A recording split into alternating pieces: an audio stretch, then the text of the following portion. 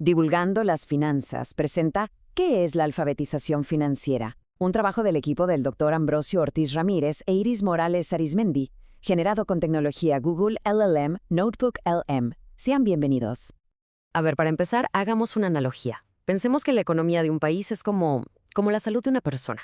¿De qué sirve tener el mejor equipo de gimnasio y la comida más sana si no tenemos idea de cómo usarlos? Pues de poco, ¿verdad?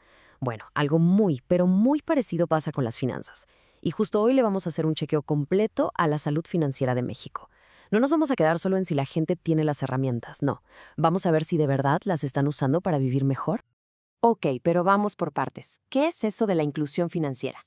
A ver, es súper importante entender esto bien.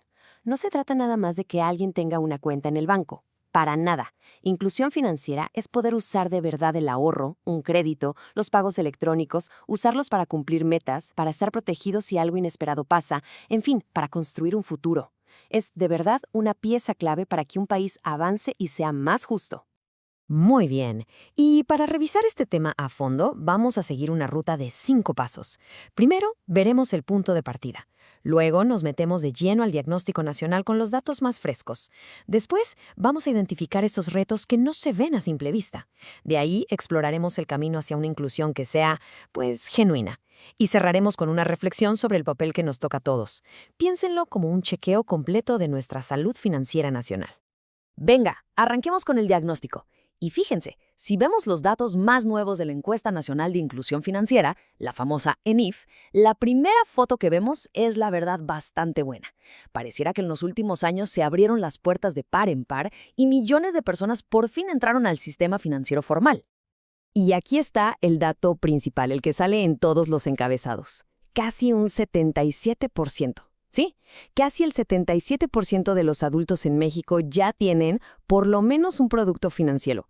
Ojo, esto es un brinco de más de 8 puntos desde 2015. O sea que el acceso de que se ha expandido, se ha expandido.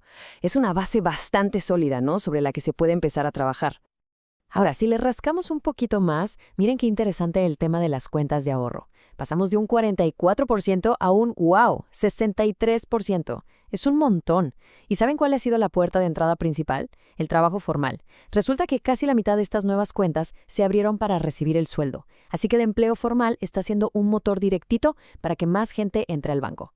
Y claro, el gran motor detrás de todo esto, pues es la tecnología, ¿no?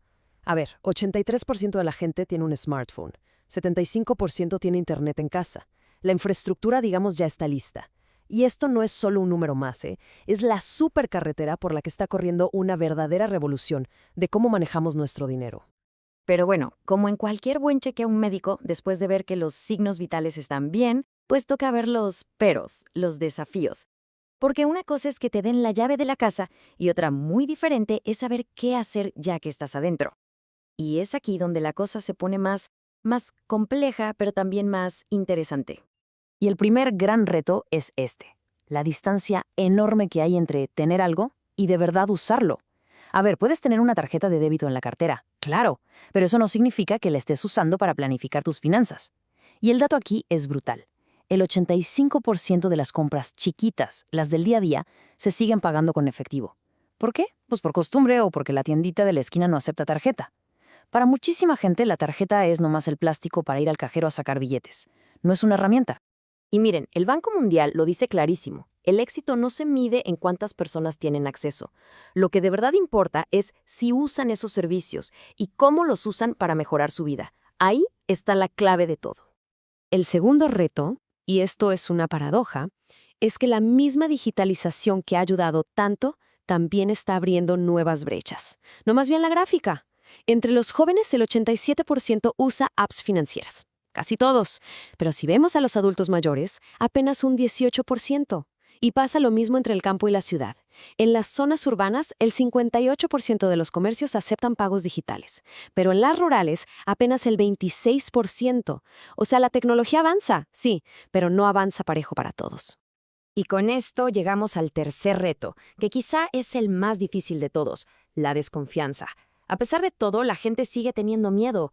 Miedo a que le hagan un fraude, a que le cobren cosas que no entienden, a picarle a un botón y regarla. Y esa barrera, ese miedo, no se quita con más tecnología, se quita con transparencia, con seguridad y con mucha, mucha educación. Bueno, ya tenemos el diagnóstico. Ahora, ¿cuál es el tratamiento? ¿Cómo le hacemos para cerrar esas brechas? Vamos a pasar de los problemas a las posibles soluciones.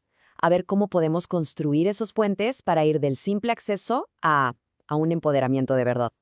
Parece que el camino a seguir tiene 3 pilares, 3 cosas fundamentales. Número 1, educación.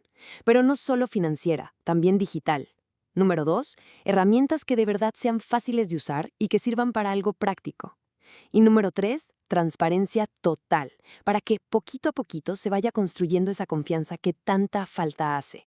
Ok, hablemos de la educación. Y esto es clave. No puede ser un manual igual para todos. Se necesita un enfoque que sea incluyente, que entienda que no es lo mismo lo que necesita un chavo en la universidad que un adulto mayor, que alguien que tiene un negocito en una zona rural. El chiste no es nada más explicar qué es una inversión, sino enseñar cómo hacer que el dinero trabaje para las metas de cada quien. Vamos con el segundo pilar, las herramientas. A ver, seamos honestos. Una app del banco no debería necesitar un doctorado para usarse.